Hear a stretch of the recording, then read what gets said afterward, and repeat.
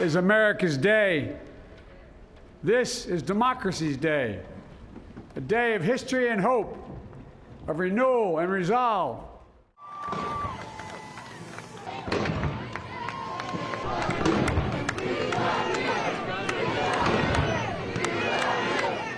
We love you. We will be back in some form.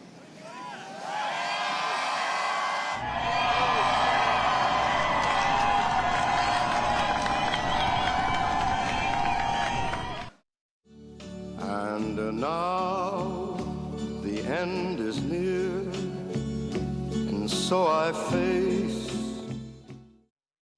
마지막 그 마이웨이라는 배경음악이 참 인상적인데 조 바이든 대통령 지금 통합을 외치고 있습니다만 실상 그렇게 만만치가 않습니다. 타임 최신호 표지죠. 그 일러스트레이션이 아주 상징하는 바를 보여주고 있는데 차 교수님 그거 좀 보셨습니까? 예, 봤습니다. 예, 그 막 서류 더미 쌓여 있고 또 밖에는 화염이 있고. 그렇죠. 지금 좀 화면은 옵니다만 네. 여기 지금 그러니까 이 데이 원이지 않습니까? 그러니까 취임 첫날의 그러니까 지금 아마 상황을 상당히 이 좀 우화적으로 표현을 한 것인데요. 말 그대로 지금 최악의 상황에 직면해 있는 바이든 행정부의 이 당혹스러운 모습을 잘 표현한 것이 아닐까 하는 생각인데 지금 책상 위에 지금 널브러져 있는 서류들 그리고 또 여러 가지 그러니까 잡동사니들 이런 부분들을 본다고 한다면 네. 지금 미국이 지금 그러니까 닥치고 있는 여러 가지 그러니까 굵직한 그 현안들에 들 이야기를 하는 것이고요. 그리고 지금 땅바닥에 보면 지금 모자가 하나 놓여 있지 않습니까? 네. 저 모자가 이 그 Make America Great Again이라고 해서 미국 우선주의를 내세웠던 그렇지만 미국이 사실상 지금 세계에 고립되어 있는 그러한 상황을 잘 보여주고 있다. 그런 네. 측면에서 본다고 합니다. 그리고 좀 밖을 보면 밖이 훤하거든요. 지금 하염에 쌓인 네, 듯한 그렇죠. 그 모습인데 그건 아무래도 이번에 그 지금 극우파들의 의사당 난동 진인 남동에 따른 여러 가지 그 미국의 밖의 그 정가의 심각한 갈등을 지금 상징하는 것이 아닐까 하는 생각이 드는데요. 바로 그 때문에 바이든 대통령이 취임한 첫날 15건의 행정명령을 통해서 이러한 지금 당면한 과제들에 대한 우선적 해결을 시도를 했습니다. 예를 들면 WHO 세계국제보건기구 탈퇴를 선언했던 부분을 중단을 시켰고요. 그리고 네네. 또 파리 기후협정 복귀를 이야기를 했고 그리고 또 송유관 건설, 캐나다로부터는 송유관 건설 허가를 철회를 했고요. 그리고 이슬람 국가들로부터의 그 입국 금지에 대한 입국 제한에 대한 조치도 철회하는 것. 상당히 미국이 이렇게 지금 동맹과 그리고 국제 이 지금 다자주의로 가겠다는 그러한 이 조치들을 분명하게 보여주고 네. 있는 행보였습니다. 말씀하신 대로 조 바이든 대통령은 이제 새로운 질서를 다시 또 강조를 하고 있는데 트럼프 대통령 얘기를 그런데 안 할 수가 없잖아요. 지금 자연인의 신분이 된 트럼프 대통령이 셀프 환송 행사에서 어떤 방식이든 돌아오겠다 이런 얘기를 했습니다. 네. 이게 어떤 의미로 받아들여야 합니까? 저는 이제 7,500만 표의 유혹이라고 보는 건데요. 네네. 떠나면서 마지막에 다시 돌아오겠다는 말이 직전에 한 얘기가 있습니다. 나는 현직 대통령으로서 7,500만 차는 최다 투표를 얻었다는 얘기를 강조를 했거든요. 네. 그 얘기는 이번 대선 과정에서 본인을 열성적으로 지지해줬던 그 지지자들의 어떤 힘을 믿고 계속 정치를 하겠다는 겁니다. 말하자면. 그리고 이제 배경음악으로 마이웨이가 깔렸지 않습니까? 네. 내 갈 길 앞으로 계속 가겠다. 그러니까 바이든과의 대결은 아직 끝나지 않았다. 앞으로 이후에 2년 후에 있을 중간 선거 그리고 4년 후에 있을 대선에 다시 출마하겠다라는 네. 그런 정치 재경의 강력한 그런 메시지를 천명을 한 그런 형태라고 봅니다. 사실 미국 의회가 어떤 시위대에 짓밟히는 그런 장면 네. 상상할 수 없는 그런 것들을 전 세계인들이 지켜봤는데 트럼프 대통령이 뭐 신당 창당 얘기도 합니다. 그럴 경우에 뭐 예. 공화당 가만히 있겠느냐. 어쨌든 예. 이제 보수 지향하는 창당이 될 텐데 예. 그 점은 어떻게 보세요? 일단 뭐 트럼프 대통령이 지금 그러니까 직을 떠나긴 했습니다만 지금 의회에 지금 그 탄핵이 계류돼 있지 않습니까? 그렇죠. 그렇기 때문에 상원에서 아마 지금 곧 아마 이 지금 그 탄핵에 대한 심의에 착수할 것 같은데요. 네. 물론 뭐 상원에서 3분의 2 동의를 받아야 되기 때문에 아마 탄핵이 관철되기는 쉽지 않지만 이 공화당 주류들 입장에서는 상당히 지금 트럼프 대통령에 대한 어떤 식의 정치적 징계가 필요하다는 논의가 상당히 커지고 있는 것 같아요. 그렇기 네. 때문에 트럼프 대통령 입장에서는 공화당과 아예 거리를 두면서 새로운 당을 창당하겠다는 의지도 있는 것 같아요. 그래서 지금 미국 언론들은 이 지금 애국당이라는 당명까지 지금 네. 이야기를 하고 있거든요. 그러나 현실적으로 과연 제3당을 만들 수 있을까? 저는 좀 그 부분에 대해서 비관적인 생각을 하고 있습니다. 뭐 잘 아시다시피 미국이 양당 체제거든요. 그렇기 네. 때문에 제3당을 만들어서 뭔가 정치적인 그러니까 재기를 도모하기는 결코 쉬워 보이지 않는다. 그렇다고 해서 그러면 공화당하고 다시 뭔가를 하기에도 뭐 앞서 뭐 말씀하셨지만 7,400만 표라는 표는 있지만 그러나 일단 현직을 떠났다는 그런 차원에서 네. 그리고 또 이 지금 그 이 트럼프 대통령이 지금 정치적인 공격뿐만 아니라 형사적 공격에도 놓여 있습니다. 그렇기 네. 때문에 이 자신과 가족을 둘러싼 여러 가지 경제적인 그런 위법 뭐 변법 위법 문제에 대해서 상당히 지금 그 연방 검찰 그리고 또 이 저 유혹 검찰 네네. 이 집요한 수사를 받고 있기 때문에 과연 정치적 제의가 쉬울 것인가 그 부분에 대해서는 저는 약간 좀 비관적으로 보고 있습니다. 네. 서훈 청와대 국가안보실장이 그 새로 취임했죠. 제이크 설리번 안보보좌관과 통화를 했습니다. 네. 조만간에 정상간 통화도 이루어지겠죠? 예, 그럴 것 같습니다. 네. 이번 통화에 40분 통화를 했는데 상당히 우호적으로 좀 통화를 했고요. 아마 지금 예측으로는 2월 초 경에는 이루어지지 않을까 싶습니다. 근데 사실 네. 이제 우리 정부 입장에서는 지금 임기 5년 차로 접어 들어가기 때문에 하루라도 빨리 한미 정상회담을 입장이고 네. 미국은 이제 바로 이번에 이제 취임식 가졌기 때문에 조금 느긋한 입장입니다. 그래서 아마 2월 초 늦어도 한미 정상회담 통화가 이루어지면은 많은 얘기가 오갈 것 같고요. 동시에 지금 대면 정상회담도 좀 추진을 아마 검토하고 있는 걸로 알고 있습니다. 네네. 만약에 코로나 때문에 안 되면은 이제 비대면으로라도 하고 그거는 아마 요즘 늦어도 영상 서로 통화나 이런 것이 얼마든지 가능하잖아요. 예, 그건 얼마든지 가능합니다. 그리고 이제 6월 달 영국에서 G7 주요 7개국 정상회담 있지 않습니까? 네네. 이때 이제 한국이 이제 참여를 하기 때문에 문제에 대해서 그때는 아마 이제 충분히 만남이 예상돼 있지만 그 전에 이제 취임을 했기 때문에 언제든 통화할 수 있는 그런 분위기 네. 조성이 됐다고 봅니다. 이번 취임식을 보면요, 또 다른 주인공이 바로 이제 첫 여성 흑인 네. 부통령 백악관에 입성한 카멜라 해리스 아니겠습니까? 네. 여러 가지 취임식 과정에서 좀 색다른 예를 들면 유색 인종들을 뭐 상당히 부각시킨다든가. 해리스 부통령에 대해서는 미국 내에서 어떤 평가드립니까? 일단 해리스 부통령은 뭐 말씀하신 것처럼 흑인 여성이기도 하지만 또 네. 어머니가 그러니까 인도 사람이거든요. 그러니까 네네. 첫 아시아계 여성 또 대통령이라는 그런 또 상징성이 있습니다. 그리고 특히 지금 바이든 대통령이 나이가 80이기 때문에 아마 다음 4년 임기가 끝나고 난 뒤에 재선 도전이 힘들 가능성이 높다. 그렇다고 네. 한다면 해리스 부통령이 아마 다음 그 차기 민주당의 그 대권 주자가 될 가능성이 높다. 그렇기 네. 때문에 실세 부통령으로서의 상당한 파워를 행사할 가능성이 높다는 것이 일반적인 추측이고요. 네. 그리고 지금 해리스 부통령으로 상징되는 인종의 다양성 이러한 부분들이 상당히 이번 바이든 행정부의 아주 그 특징적인 모습으로 드러나고 있는데요. 아마 네. 바이든 행정부 입장에서는 상당히 소수의 인종 그리고 또 아주 유색 인종 이런 그 사회적 약자층들에 대한 다양한 그 이런 구성을 통해서 사회적 국민 통합을 내세운다는 의미는 분명히 갖고 있습니다만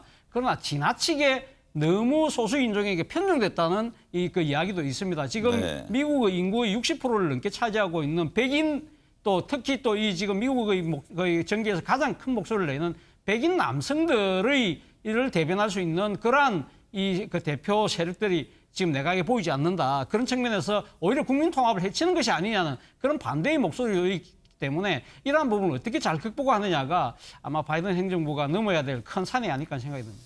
네, 다음 주제로 넘어가 보겠습니다.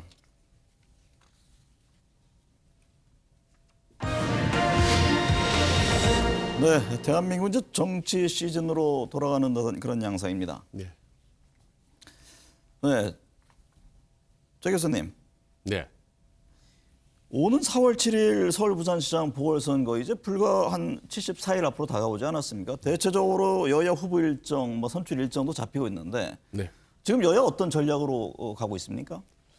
지금 여당은 후보가 적기 때문에 현재 드러난 후보를 가지고 최대한 경쟁으로 컨벤션 효과를 내는 거고요. 네. 야당 후보는 후보가 많기 때문에 조율을 해서 어떻게 해서든지 통합 효과를 내느냐 그게 중요한 관심입니다. 전략적으로 아마 야당은 여당 입장에서는 경제 제의주를 내세울 것 같습니다. 그래서 네. 코로나 정국 속에서 지금 상생 연대 3법을 제안하지 않습니까? 그래서 지원금이라든지 혹은 부동산 정책이나 철저하게 경제 정책적 민생의 포커스를 맞춰서 네. 정권 안정론으로 갈 가능성이 높고요. 반대로 야당 입장에서는 이제 정치 제일주의로 갈 수밖에 없습니다. 그래서 네. 그동안에 야당의 독주라든지 추운 갈등 사태에서는 여러 가지 국정의 난맥상 이런 것들 집중적으로 공격하면서 정권 교체론으로 갈 것 같습니다. 그래서 네. 안정이냐 교체냐라는 혹은 경제냐 정치냐라는 두 대립 구도가 아마 어느 때보다 확연하게 좀 갈라질 것 같습니다. 네. 어쨌든 이번 그 보궐선거는 안철수 대표의 출마로 네. 상당히 이제 관심을 불러왔는데 이른바 안철수 대표의 나비 효과 이런 표현도 지금 하지 않습니까? 맞습니다. 뭐 안철수 그러니까 국민의당 대표가 서울시장 그 선거에 전격 출마 선언을 하면서 상당히 야권의 나름대로의 흥행이라는 차원에서는 상당히 벌써 뜨거운 네. 그 관심을 불러일으키고 있는데 문제는 지금 안철수 국민의당 대표와 국민의힘과의 그 야권 단일화 부분에 대한 상당한 논의 자체가 너무 지나치게 가열되면서 일종의 분열 양상으로 보이는 것이 분열 양상도 나타나고 있는 것이 아니냐는 것이 야권 일각의 우려거든요. 네. 사실은 지금 안철수 국민의당 대표 입장에서는 상당히 본인이 지금 유리하게 지금 지지율이 나오고 있는 입장에서 본인이 좀 단일화를 빨리 서두르려는 입장입니다. 그렇기 때문에 자신은 국민의당의 당직을 갖고서라도 국민의힘의 그러니까 지금 그 경선 플랫폼을 열어주면 거기 들어가겠다는 입장이거든요. 네. 아무래도 자신이 지금 좀 더 유리한 상황에서 빨리 야권 단일 후보로 선정되는 것이 아마 본선 경쟁력 향후 나아가서는 전국 주도권 잡는 데도 유리하다고 판단을 하는 것 같아요. 근데 네. 반면에 김종인 이 국민의힘 비대위원장 입장에서는 그걸 용납할 수가 없다는 겁니다. 일단은 지금 이 국민의힘 후보들이 안철수 이 국민의당 대표에게 조금 지지율을 뒤지고 있는 상황이기 때문에 먼저 국민의당 나름대로의 경선 일정을 통해서 아마 그 자당 후보들의 자강 후에 단일화를 하겠다는 입장이기 때문에 이 서로의 그 견해 차이가 상당히 지루한 삿바 싸움으로 벌어지고 있기 때문에 이런 부분들에 대해서 아마 지금 야권 내에서 우려가 나오는 것이 아닐까 하는 생각이 듭니다. 지금 말씀하신 대로 계속 이제 단일화 문제 이게 서로 충돌을 하고 있는데 근데 국민의힘 내부 안에서도 일부 중진들은 김종인 위원장 행보에 대해서 문제 제기를 하고 있습니다. 그것이 과연 그 국민의힘 내부 안에서 어떤 반향을 일으킬지 이것도 또 다른 관심사 아닙니까? 그렇죠. 뭐 국민의힘 일부 중진들 입장에서는 어차피 안철수 국민의당 대표와 함께 할 거라고 한다면 네. 여러 가지가 그러니까 지금 그 이 국민의힘의 갖고 있는 기득권을 내려놓는 것도 하나의 방식이다. 그렇기 때문에 조속히 뭐 통합의 모습을 보여야 된다는 입장이지만 김종인 그 위원장 입장에서는 본인이 당권 네. 자체, 앞으로 향후 주도권 자체를 뺏길 수 있다. 네. 그런 생각도 있는 것이거든요. 특히 무엇보다도 그 안철수 국민의당 대표로 만약에 단일 후보가 될 경우에는 과연 그 차기 대선 구도에 있어서 국민의당이라는 당의 틀을 유지할 수 있을 것인가라는 그런 궁극적인 고민도 갖고 있다는 겁니다. 네. 이런 문제들 때문에 아마 당내 조율이 쉽지 않아 보입니다. 네. 지금 서울시장 후보 지지 구도를 보면 어쨌든 안철수 대표가 앞서는 것으로 나옵니다. 지금 박영선 전 장관이라든가 뭐 다른 후보들과의 대립 구도에서도 현재까지는 지지율이 높게 나오는데 안철수 대표가 예를 들면 당선 또는 낙선일 경우에 여러 가지 이제 정치 개편 시나리오도 점칠 수 있는 것 아닙니까? 네, 그건 이번 선거에서 가장 중요한 포인트라고 봅니다. 네. 그러니까 국민들은 지금 서울시장이 누가 되느냐, 어느 당이 이기느냐도 중요하지만 그보다 더 중요한 것은 지금 야당의 단일화 과정을 지켜보고 있다고 봅니다. 네. 그래서 설령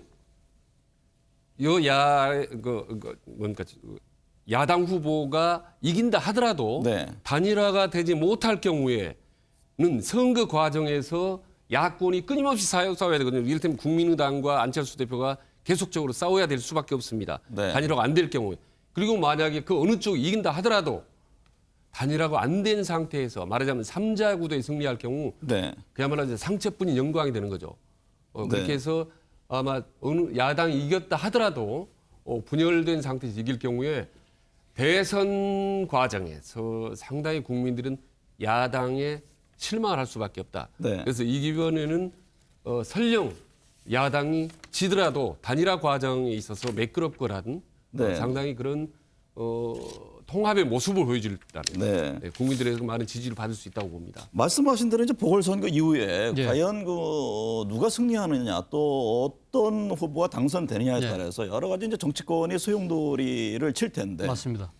그 시나리오를 한번 좀 염두에 둘 필요가 있어 보입니다. 예, 일단 뭐 서울시장 그 보선의 결과 자체는 아마 뭐 차기 그러니까 향후 그러니까 지금 대선 구도 자체를 완전히 흔들 가능성이 높다. 네. 만약에 그 지금 뭐 여러 가지 여론 지표대로 만약에 민주당이 패배를 할 경우에는 민주당이 상당히 조금은 좀 뒤지고 있는 상황이기 때문에 네. 만약에 패배할 경우에는 아마 지금 이낙연 대표의 아마 당 체제 자체가 바로 흔들릴 것이다. 그리고 그렇다고 한다면 이낙연 대표의 후보 경쟁력이 약화될 경우에 가면 그건 대타가 누구 될 것이냐. 네. 소위 말해서 이 지금 이재명 경기지사의 일강 구도가 될 것이냐, 아니면 대안을 만들어낼 것이냐의 부분이 있는 것이고요. 거꾸로 만약에 이 지금 그 민주당이 승리할 경우에는 네. 지금 이 국민의힘과 국민의당으로 대표되는 이 야권 단일 이 무드 자체가 상당히 혼선에 빠질 가능성이 높다. 그렇지만 저는 그럴수록 오히려 더 야권 단일화, 그러니까 소위 말해서 반문연대에 대한 상당히 동력은 커질 수밖에 없지만 거기에 따른 정치적 혼선이 가중될 네. 수밖에 없을 것이다. 네. 그렇기 때문에 말 그대로 이 서울시장 보궐선거 자체가 차기 대권에 대한 바로미터로 우리가 읽을 수 있을 네. 거라는 생각이 듭니다. 이 와중에 유시민 노무현재단 이사장이 과거 이제 검찰 불법 계좌 조사에 대해서 사실이 아니었다. 이 사과 성명을 냈는데요. 얘기를 듣고 말씀을 이어가겠습니다. 노무현 재단의 주 거래은행, 거래은행 한 개예요. 그 은행의 노무현 재단 계좌를 검찰이 들여다봤다는 사실을 확인했어요. 저희 개인 계좌와 노무현 재단 계좌를 다 들여다본 것 같아요. 제가 노무현 재단 계좌를 봤다는 거는 제가 확인했고요. 그다음에 제 개인 계좌는 아직 확인 중이에요. 저는 그것도 봤으리라고 지금 추측하고 있는데 이 노무현 재단 계좌를 안 본 건 확실하죠. 왜냐하면 저희가 남부지검이 봤다고 얘기한 적이 없어요. 이제 이게 시점이 남부지검이 신라젠 재수사를 시작한 후가 아니고 작년 11월 말 12월 초순점이라고 봐요. 그러니까 그 당시 한동훈 검사가 있던 반부패 강력부 쪽에서 봤을 가능성이 높다고 판단했고요. 처음부터. 네, 유시민 이사장이 과거 자기가 한 발언이 사실이 아니었다. 어쨌든 사과를 했습니다. 네. 이 시점에서 사과를 한 배경을 어떻게 읽을 수 있을까요? 그러니까 그동안의 여권의 대표적인 농객이었던 유시민 이사장이 1년이 지나서 상당히 아주 낮은 자세로 네. 사과를 한 부분에 대해서 지금 많은 사람이 궁금해하거든요. 그래서 두 가지를 합니다. 하나는 뭐냐면 본인은 이제 물론 팩트가 분명히 틀렸다는 사실에 대해서 이제 검찰이 이 부분에 대해서 어떤 형태로든지 수사가 조여오고 있다는 것을 본인이 느꼈지 않나. 그래서 누구는 이제 네. 유시민이 촉이 빠르다 할 정도로 뭔가 좋지 않은 느낌을 받고 바로 이제 차단하는 그런 효과를 한 게 아닌가. 네. 검찰의 움직임을 염두에 둔 그런 예, 그렇습니다. 상황이다. 네. 예방 차원에서 하는 거라고. 또 하나는 이게 오히려 역설적으로 정치적인 행보의 신호탄이 아닌가. 그동안에 복잡했던 여러 가지를 툭 털고 그동안에 이제 여권의 뭐 제3후보론도 계속 유시민이 꾸준히 네. 거론되어 왔거든요. 그래서 이게 오히려 역설적으로 정치를 현안에 비판하지 않겠다고 해야지만 오히려 네. 정치 행보를 가속화하려고 하는 거 아니에요. 왜냐하면 과거에도 번번이 정치를 안 하겠다, 논평을 안 하게 했지만 네. 또 다시 복귀하곤 했거든요. 그래서 정치의 신호탄으로 봅니다. 그럼 어쨌든 이번 발언으로 인해서 그동안 잊혀졌던 유시민이 다시 국민들한테 집중적인 조명을 받은 건, 스포트라이트를 받은 건 사실이죠. 네.